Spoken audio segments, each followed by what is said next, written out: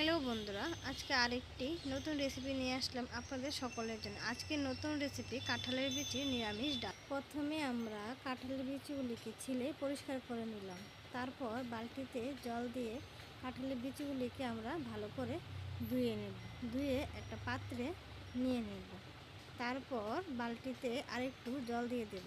আগে থেকে কেটে রাখা কুমড়ার ডগাগুলি আমরা একটু ধুয়ে নেব। নিরামিষ ডালের জন্য কুমড়ার ডগা লাগবে। একটা পাত্রে উঠিয়ে নিলাম। তারপর কুকার নিয়ে নিলাম, নিয়ে কাঁঠালের বীজগুলিকে দিয়ে দিলাম। দিয়ে তার মধ্যে একটু জল দিয়ে নুন দিয়ে গ্যাসে বসিয়ে দিলাম। 10 থেকে 15টা সিটি দিয়ে তারপর গ্যাসে একটা কড়াই বসিয়ে দিলাম। তার মধ্যে দিয়ে দিলাম তেল। তেলটা গরম হয়ে গেল। তার মধ্যে কুমড়া ডগাগুলি আমরা ভেজে নেব। নুন হলুদ দিয়ে 5 থেকে 10 মিনিট আমরা এটাকে একটু ভেজে নেব ঢাকনা দিয়ে। ভাজা হয়ে গেছে। তারপর আমরা কুমড়া ডগাগুলি একটা পাত্রে নামিয়ে নেব। কুমড়া ডগাগুলি বাছতে বাছতে এখানে আমাদের কাঁঠালের বিচিগুলি সিটি হয়ে গেছে। এখন আমরা কাঁঠালের বিচিগুলিকে ঘুটনির সাহায্যে ভালো করে ঘুটে নেব। তারপর এগুলোর মধ্যে একটু জল দিয়ে পাতলা করে নেব। তারপর এটাকে আরেকটু মিশিয়ে তার মধ্যে হলুদ দিয়ে এটাকে ভালো করে মিশিয়ে নেব।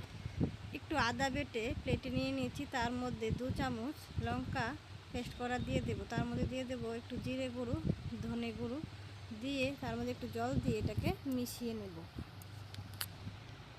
তারপর কড়াইতে আরেকটু তেল দিয়ে তেলটা গরম হয়ে গেলে দিয়ে দেব তেজপাতা, শুকনো লঙ্কা। এটি দিয়ে একটু নেড়ে চেড়ে দিয়ে দেবো ফোড়নে 5 সোমবারি। একটু নেড়ে চেড়ে দিয়ে দেব মেশানো মশলাটা দিয়ে ভালো করে মশলাটা কষিয়ে নেব। তারপর দিয়ে দেব কাঁঠালের বিচির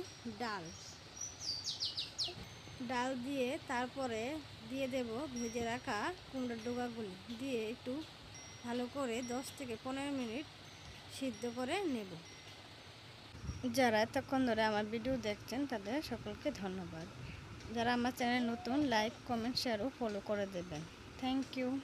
কথা বলতে বলতে আমাদের ডালটা হয়ে গেছে। আমরা একটা পাত্রে নামিয়ে নিয়েছি। দেখুন কি সুন্দর কালার ধরেছে। আপনারাও বাড়িতে ট্রাই করবেন।